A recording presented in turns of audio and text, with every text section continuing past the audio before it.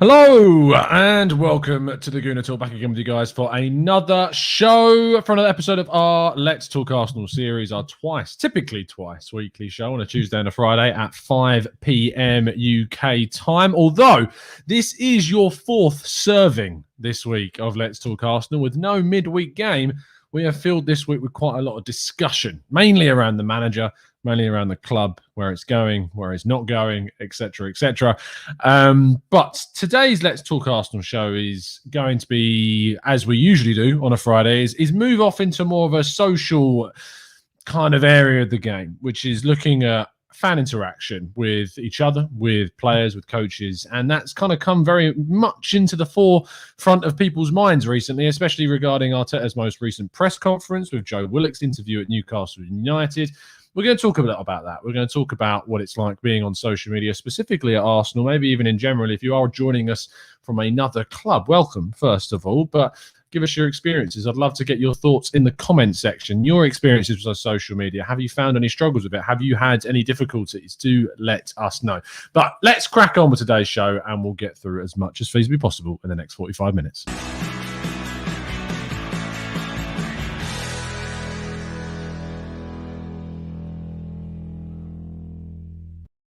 Now, we are, of course, sponsored by Football Prizes for each of our Let's Talk Arsenal Tuesdays and Friday shows. And this week's prize has sold out, as you can see. And I will be revealing a little bit later on in the show, about halfway through, who of our members has won the free ticket this week. So you members, if you are watching, expert and TGT ambassadors, you have about 20 minutes in the Discord server to put in your number to be in with a chance of winning this week's signed Pierre-Emerick Aubameyang framed Arsenal montage. So make sure, if you haven't already, members, make sure you are putting in that number so I can read that out in about 20 minutes time. So where to start? Well, I think probably the best place to start is with Mikel Arteta's comments from today's press conference, which I'm going to get up on the screen for you now. Regarding social media, regarding the issues around it. We're going to get your thoughts in the chat. We're going to get the thoughts and feelings of everyone. But yeah, it's a sensitive topic, this one, for sure. It's not one that is going to be nice to talk about in lots of different ways, but we're going to try and go through it as best we can. So let's go and look through his comments. So he was asked today about social media, and he says, of course, we've spoken internally to the players and tried to give them some advice and tried to protect them as much as possible. The incident that occurred a few days ago with Mike Dean is completely unacceptable, and I think we should all stand for him and support Mike and the refereeing community as well. They have a tremendously difficult role in the league, and at the moment, with a lot of key decisions that affect teams and leagues one way or the other. But at the same time, they try to do their best. They prepare in the best possible way, and we all make mistakes. And I think we have to support them. It's difficult to do it, isn't it? It's difficult to support referees, especially when their decisions have a massive impact on us, ourselves, and our teams. But that does not mean that you throw abuse at these people. That does not mean you go onto social media and spend time out of your lives putting messages of abuse towards these referees and their families in particular. It's not acceptable. It's not okay, and it shouldn't be done. Carrying on from that, he says, I think if we read everything that was written about us, we'd probably have to stay in bed a lot of days. It's part of it. I think it's great that people have the ability to communicate on so many platforms and give their opinions. The only thing I'm asking is to be respectful, Do it in a respectful way. You don't have to batter anybody or try to hurt them. Yeah, just give your opinion with the best intentions, and when it's constructive, I think everybody can take that criticism. It's part of our job to look at it and think and reflect on it. But when people just have the intention of hurting, that's when it becomes a little bit silly, in my opinion. It's just finding that balance. There are a lot of positives, but I think there are things we can do better as well. Now, this wasn't the only comments, of course, this week. Joe Willock also came out and started speaking about social media and the impact of social media, and we're going to look at some of Joe's comments a little bit later on. I want to get your thoughts in the chat box. I also want to get some of your stories, trying to keep them as PG as feasibly possible, of course, guys. But if you've, in the last few weeks or so, months, whatever, experienced any of this abuse, if you've seen it If you've seen it specifically regarding yourselves, players, coaches on social media, I want to hear those stories. So let's get them going in the chat box. Let's see what you are saying in the chat. Omar says, I am not a big fan of Arteta, but abusing his family is bang out of order and it's disgraceful. It's absolutely disgusting. Pablo Mira, one of our fantastic members, says, I just don't know what people are trying to achieve when they do this. Omar says, Mike Dean is a poor ref, which is criticism, which is fine. But abusing him and his family is wrong. Matt Thornton says it's fine to criticise, but abuse is not warranted. Arsenal Granny says don't understand, I believe, such anger within people these days. Juan Felipe Palacio Rivera says the lack of patience nowadays is part of the problem. We live in a society that expects immediately for results in everything. Mr. Joe Kerr says there is no excuse for this bile. Arguments and discourse are fine. But just sending fine, I think he means. I've got that Ron Burgundy thing where I'm reading everything on the screen. They're fine, but just sending vulgarity and malice should be treated as slander and penalised as such. Mr. Joker, I'm going to give you a good 9 out of 10 for use of high vocabulary in that sentence. Ansgar says, in general, abuse online is very tricky. Companies have to adjust to different cultures and countries. I think it's better not to regulate rather than risking censorship. Unfortunately, Ansgar's censorship is something that is increasingly growing. And without going too political with things, it's something that is going to become increasingly necessary to avoid some of the things that go on social media. And it comes to a fact where people who are happy to abuse, happy to throw out this rhetoric, happy to try and make people do stupid things, say stupid things, and feel dreadful for the things that people say, it's going to get to that level. And regulation is something that's needed. I'm not saying that you need to censor it by blocking certain words. Some words should certainly be blocked, I think. But regulation is needed. Action is needed. Something does need to change. Daniel Roberts says, social media abuse is dreadful, whether it's racism, anti-Semitism, death threats. None of it is right. Should schools educate children more about this? Yes, they should. A compulsory weekly lesson or something. I think it should. Online safety should become much more integrated in the curriculum. Speaking as an ex-teacher myself, it certainly is something that should be taught. And it's not at the moment. It's not. People aren't being taught enough about kind of dealing with things. To be honest, I feel about in schools in general, education and the education system is a bit broken. The kids aren't being taught in the right way. And some of the skills that they learn at school just aren't applicable all the time. And the things that they could be learning aren't being taught, and part of that is certainly linked to social media. TT Gaming, thank you ever so much for the super chat, mate. He says, I believe a lot of the abuse towards Arteta and our players is driven by LG. Win or lose, he spurts vile abuse towards our club. Silencing people like him will go a long way. At the end of the day, no matter who you are, you're entitled to an opinion. And if you don't want the manager in, there is a difference between not wanting the manager in and abusing the manager. Myself and Dan yesterday on the channel, Dan is not particularly happy with the situation that's going on with the manager right now. And that's completely fair enough. And me and Dan agreed on a number of things in yesterday's show. And also what I will say is TGT, we are the community here. I like to think is an amazing community, but I saw some comments on yesterday's video, people that agree with me and didn't agree with Dan. And there were some comments directed towards Dan that were very much of like, I don't like Dan because of his opinions, which I thought was a little bit harsh. And I have removed some of the comments, unfortunately, that were there, that were criticizing Dan more than I felt was way more than what was justified, based upon the fact that some people felt that he had the opinion because it was treating it like something to do with FIFA. No, Dan has the opinion that he has based upon the experiences that he has witnessed. And he broadcasts those and he speaks about those on the channel, as he did yesterday, very coherently, very level-headedly, to the point where me and him agreed on a number of topics and ended up ending things very amicably. And it was a very good discussion. And I'm not okay. Just because you agree with me, it doesn't mean at all that you had the right to say anything personally towards someone else who doesn't. And I would never, ever sit here and say that you guys need to be going off and abusing other people just because they have a different view to mine. I've got my views on people. I think some people do things in horrible ways and say horrible things. And that's why I've got Dan on yesterday specifically, because Dan is a very level-headed speaker and a very good speaker regarding that side of things. I also intend to get a couple more people on. I had a discussion with Turkish today, and hopefully Turkish is going to be coming on the show very soon too. And I look forward to speaking to him about some stuff, because he's got views that are very, very different to mine. And it'll be interesting to get his thoughts on things for sure, because he, again, another person that coherently puts his views across. Matt G says, I can't get my head around what people are thinking. Abusing Arteta won't get him out of the club.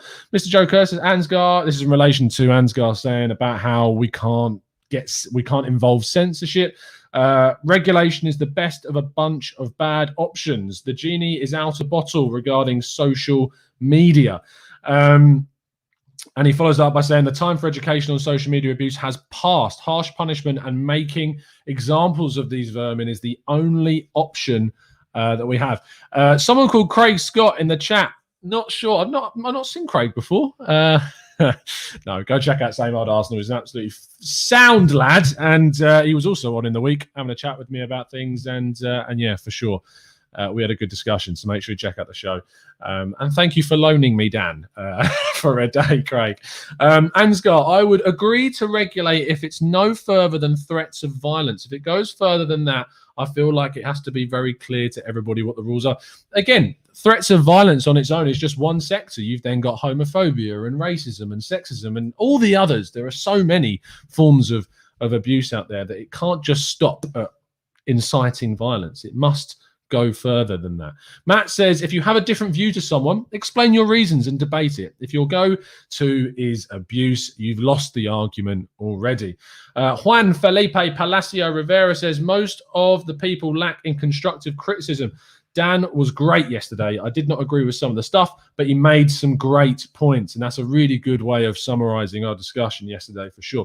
Davey Keith says, Tom, it's about time we get rid of these abusive idiots. They are not true fans. I agree with you, David. If you're sitting there abusing other fans, managers, whatever, I don't respond to it. I think if you're responding to it, you're fueling it. Just block them. Move on. Ignore them. Don't need to talk about them. Don't need to talk to them.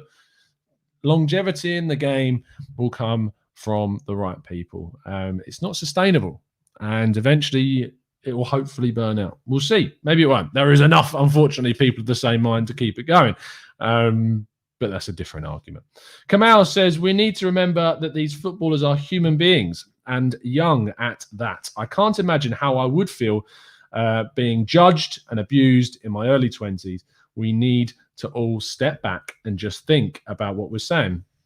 And you're spot on, Kamal. I could not disagree with you whatsoever. Pablo says, I think the Premier League could help solve some of these issues by making the refs accountable for their mistakes. This may reduce people's anger towards refs, not saying the abuse is justified. I get what you're saying, Pablo, and I agree with you. I think that there is an element that referees and officials are too untouchable right now, and that I think there's a frustration amongst supporters of all clubs that the mistakes that are made aren't being acted upon. And even with video assistant refereeing, where the referees and the officials are able to see different angles and are still coming to the wrong conclusions, only builds that frustration. And maybe abuse would be mitigated if there were more sanctions and circumstances and consequences, the word I'm looking for the mistakes that are made. I 100% agree with that.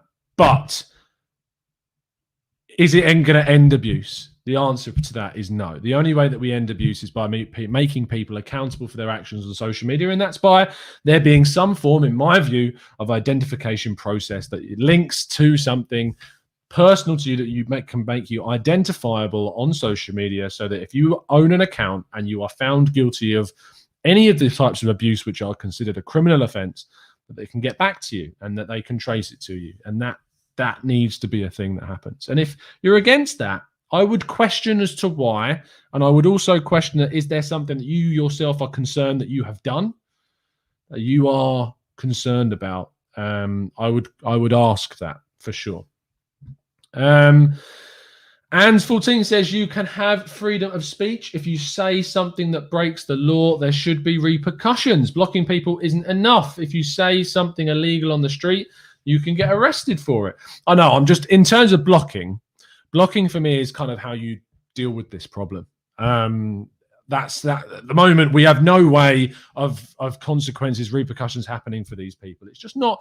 It's not feasible. It's not going to happen at the moment. And so, therefore, what you can do, and what part of this show was about, was kind of giving advice to people that suffer with people abusing them, suffer with people harassing them online, that will not stop talking about them. If they're concerned with that, you just need to block it. You need to move on. Don't search up the same people after you've blocked them to check if they're still talking about you, because it just fuels that flame. They might be. It might be that they're still talking about you. And if anything, you're living in their heads at the end of the day. And arguably, you're winning in that sense by not replying. So just know that the frustration in them will be building in the fact that you aren't responding to them. So just know that, block them, move on.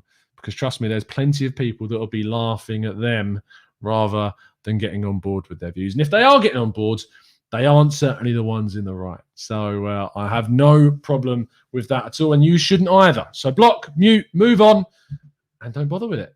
Very simple. Matthew Hudson says, they can be true fans, but just stupid. Don't think that people like that don't exist. There are a lot of stupid people out there. That is very true.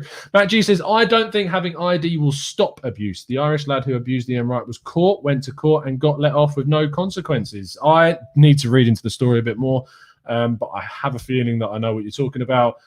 And it's a big shame if that is the case and if that happened. And then that's obviously a problem with the establishment that needs to be sorted in itself. So you got to trust that the right decisions are made for sure. David Keith says, Tom, I refuse to listen to these abusive fans anymore.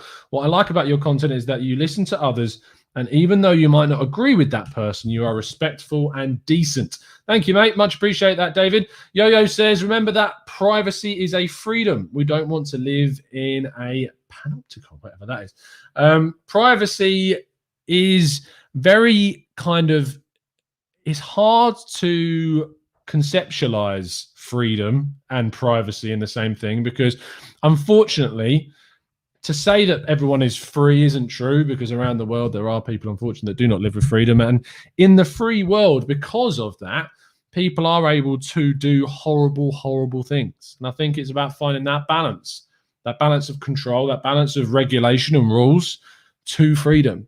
And trust me, it should not affect you. It should not affect you too much in life by having repercussions and consequences on social media for actions of words. It should not affect you, because if it does affect you, it's because you're on the wrong side of the line. That's my view on it. If you have something that goes against you, it's because you yourself would have done something wrong on social media. There should be guidelines. There should be clear instructions. There should be clear rules and regs that tell you what you can and can't do on social media, and also the consequences for what happens if you break those.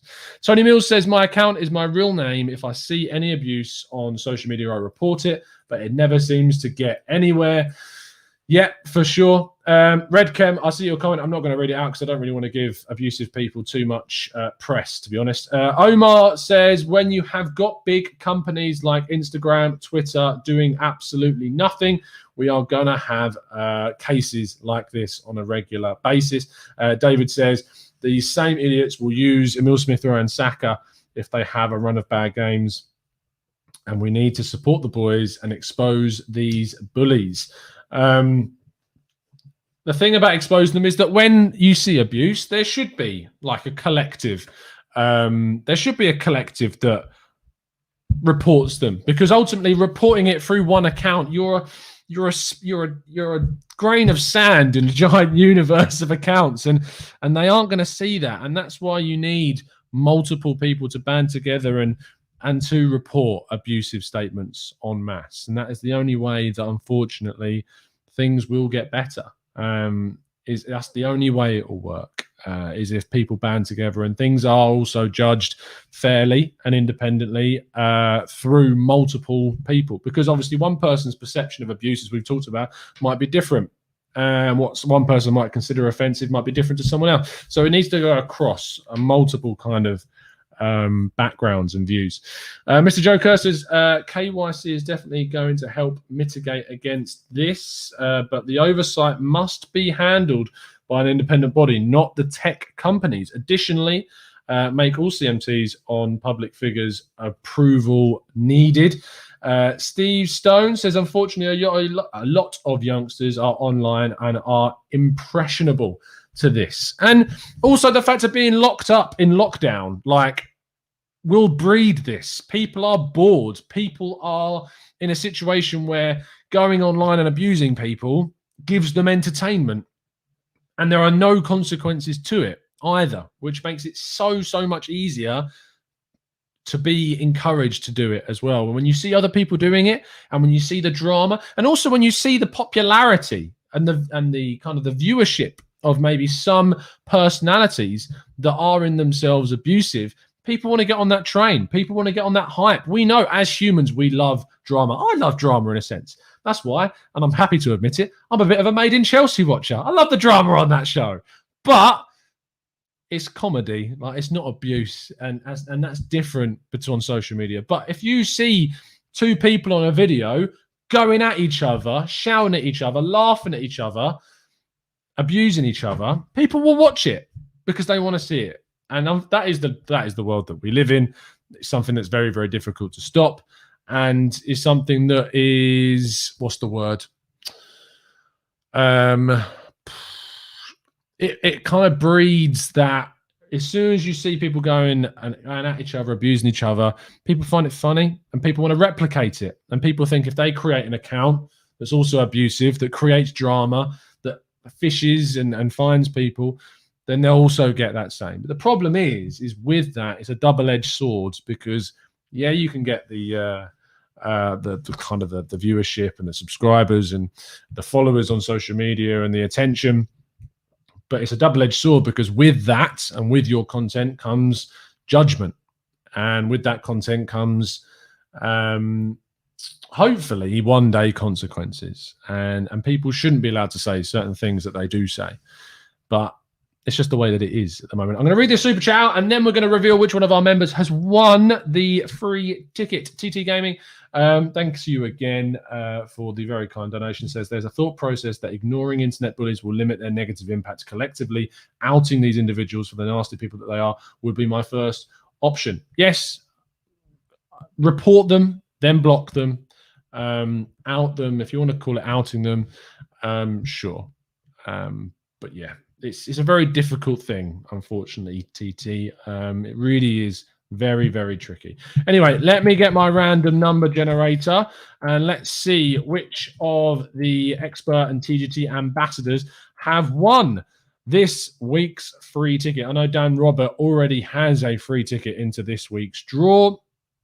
Let's have a look how many people have entered. 19 people have entered. So let's go 19. One, generate, then 5 times. Okay, so I'm going to press this 5 times. And on the 5th number, that number will be the winning ticket into tonight's draws. Here we go. 1, 2, 3, 4, 5. Number 14, that is Alf Nelson in the chat, who I don't recognize, actually.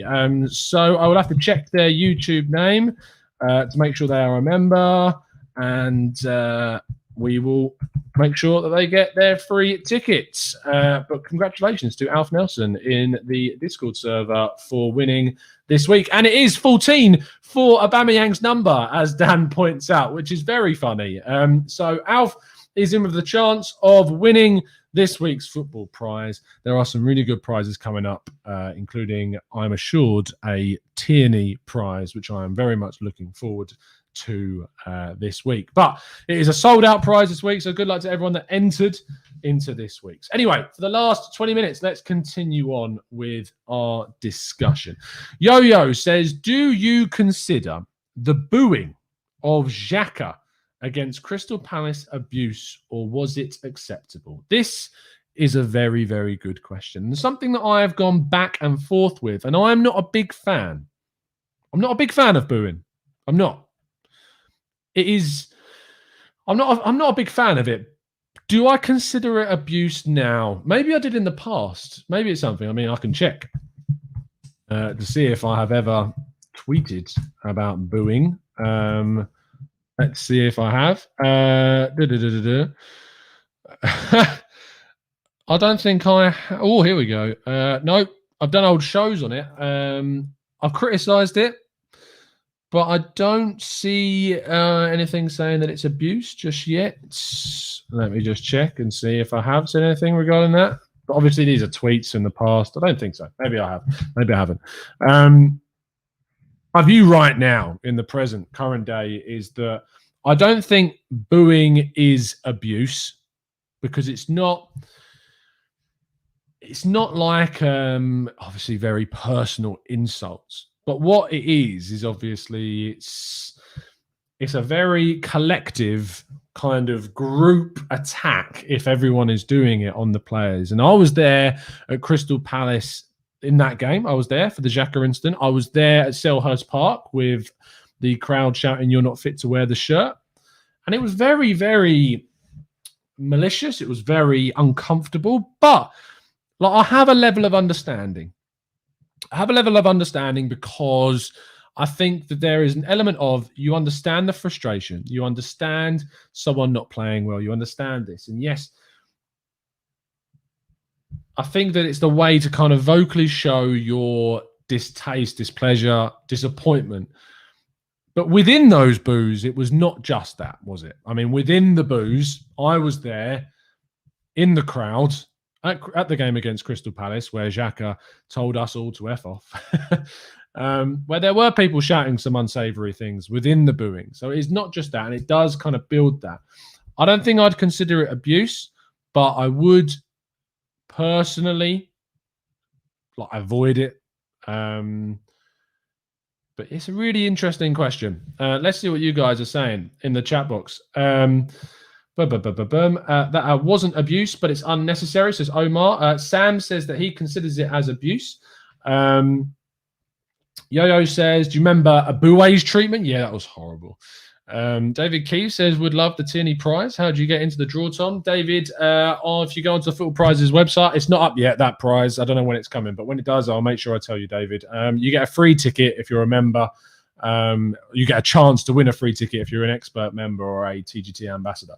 I wouldn't consider abuse, says Joe. Anne says booing is abuse, but it's not prejudice. You're criticizing someone's footballing ability, not the color of their skin or their sexuality, etc.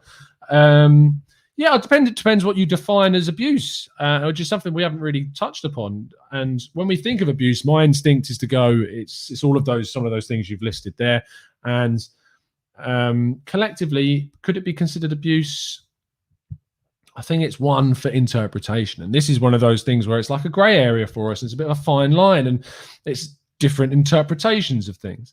Arsenal Granny does say something which I agree with totally, which is booing is certainly not a positive thing.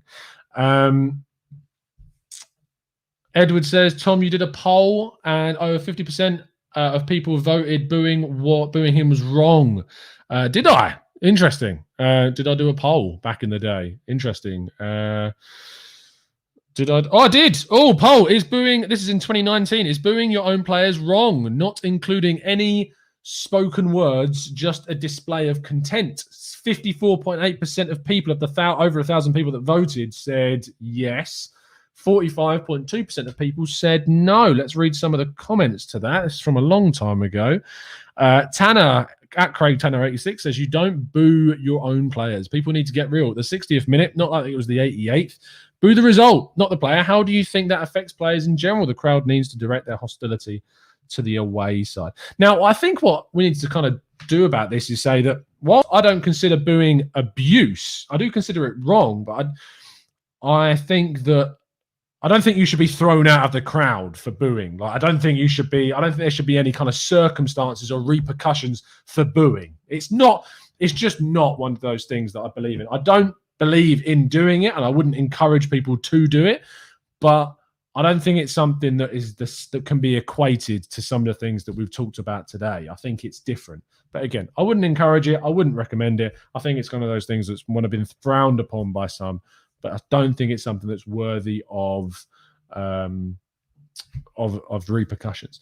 Ross Morgan says, Tom calls me all sorts of names, but I know he doesn't mean it. Thank you, Ross Moron. Morgan. Sorry, Russ. Sorry, mate. Mr. Joe Kerr says, booing isn't the same thing, in my opinion.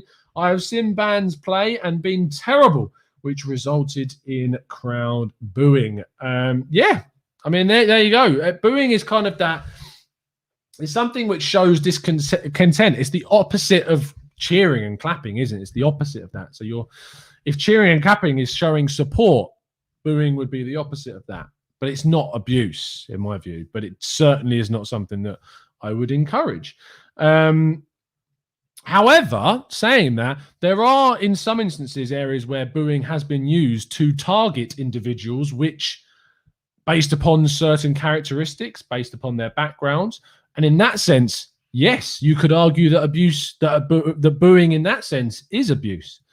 Booing or whistling, like that sort of thing. So maybe in the certain context, booing could be interpreted as abuse. So there's something to think about as well, which is why, as I said, I think it should be avoided.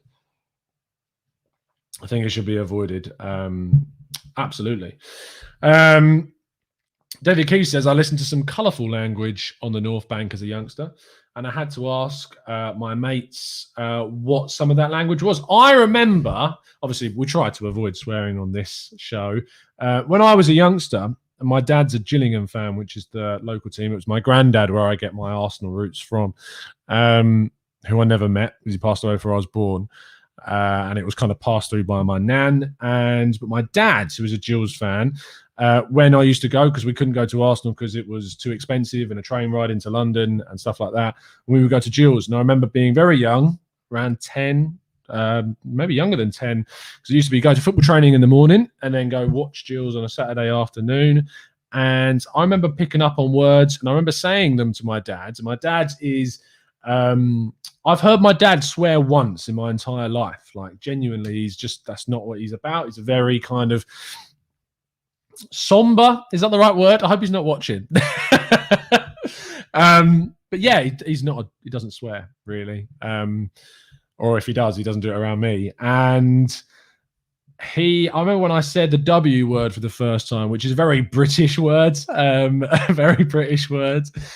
And yeah, I got absolutely bollocks for it, to be honest, for saying it. And I was only about 10, but I'd picked it up from the chart of the referees, you know what? So yeah, like there are kids around and there are young, impressionable people there.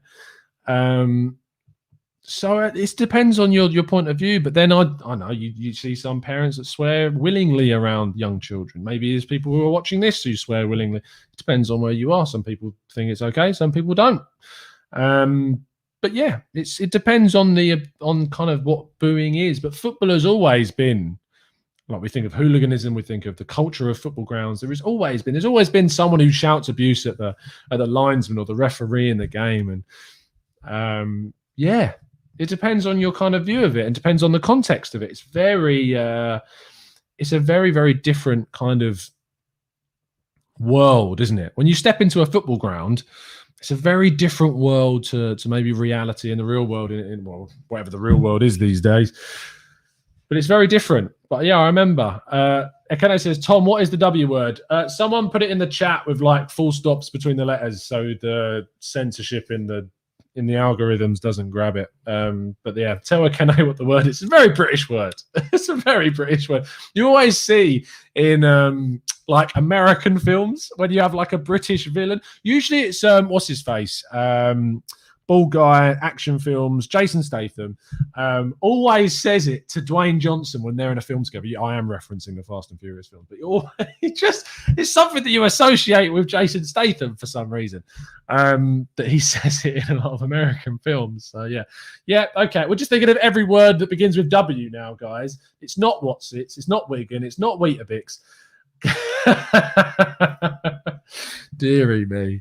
Pablo says booing here in England is a lot more sophisticated compared to the Brazilian supporters back home. You'll have to message me about that in the Discord, Pablo. Matthew says, Tom, is it okay to chant that the referee's a banker? They earn quite a bit more these days. I know exactly what you mean. Is that okay? Is that okay to do? Like, that's what we need to start questioning. It was just one of the things that you heard in grounds growing up. Is that okay? Is that taking it too far? Are we different? A lot of people would turn around and say that they don't want the world's going a bit crazy and that there's so much censorship and there's so many things and people get maybe offended too easily on things. But that has been born from the level of abuse that has grown. And I think some people want to kind of cut it off at source, which may be cutting the stem of the plant too close to the root. And it depends on where that line is. It's a really difficult discussion. It's one that I'm glad that we have, and it's one that's definitely one that's willing to be open. But yeah, no one's actually written the word in the chat. No one's willing to help me out. Okay, that's fine. Jonathan Porter says it's okay because you are accusing the position as that, not naming the individual. True.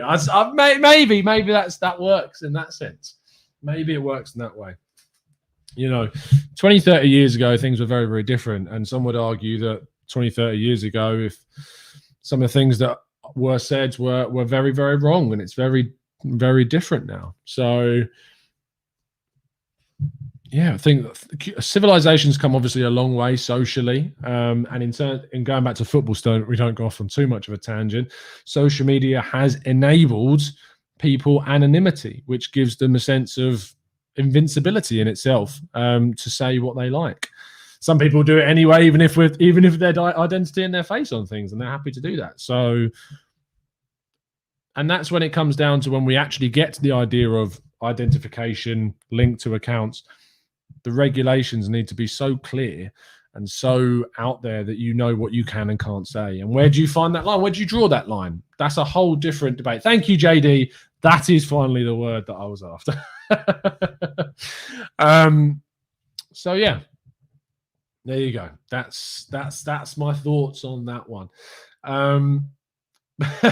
Matthew De Souza says, bring back standing sections and get rid of the vile abuse. I would love to see that. I'm well in favor of standing sections. There are very, very sensitive thoughts around it. If you think back to obviously what happened with the Hillsborough disaster, but things are very different now with how people enter stadiums and how many people are allowed in the grounds and with the seats there, and how you regulate it and how you get a ticket and the ticket process of. It's very easy to forge tickets these days. Sorry, it's very difficult to forge tickets these days. So that would make that kind of incident that was so horrible difficult to happen again. And I think it's something that needs to happen, is safe standing back against. I mean, the North Bank stands in sections for the whole game anyway. So, which is weird. It's weird because if you go and try and do that in other areas of the ground, you get told to sit. But in the North Bank, it's kind of an unwritten rule that you can stand, and have stood for many of those games. In fact, if you go on my personal account, Tom Cantor Media, I was included, completely unbeknownst to me, in an anti-racism advert from the Premier League, where I'm in the middle of this crowd that's in the middle of a shot that's being taken, and I like stand up before everyone else, and you can see it in my cover photo. I'm very lucky that I got picked. I don't know what it was that they wanted to go for, and I wasn't wearing any of the Gucci level stuff. I'm joking, but yeah, no, it's something that needs to happen. Safe standing is certainly something that needs to be included, for sure. I think that we've probably done this about as much to death as we feasibly could for today. So we're going to round the show off there. I will be back tomorrow for a couple of shows. At 8:00 in the evening, I'm going to be joined by John. I'm hopefully planning to do a preview show. It's going to have to be rescheduled with some of the members who have booked on because of how the scheduling with the show with John's changed. So I'm sorry about that, but it has to be the priority for this show that we've been trying to plan for weeks and has only just been able to work out for then. Sorry, guys, that have only just joined. But we are here every Tuesday and Friday at 5 p.m. talking about this kind of thing. I can tell you who's going to be on the podcasts and on Tuesday's show as well. I should be on with Hugh again for the watch along. Now I'm not. Now they've not made it an early kickoff, so that's that. Leeds, I'll be joined by Tom and Owen. Tom O and Owen are going to be on the 14th on Sunday's show. Is that Sunday in the evening? It looks like it is. So there you go. Sunday's show is on the day of the game, which is very, very different to what it usually is. So there you go. And then on Tuesday, which is the 16th, me and French are going to be on and having a chat. So that should be fun. If you have enjoyed the show, please drop a like. I'd much appreciate it. And if you have entered into the competition for tonight's prize draw, then make sure that you win, because I'd like to see someone from the pod win for once.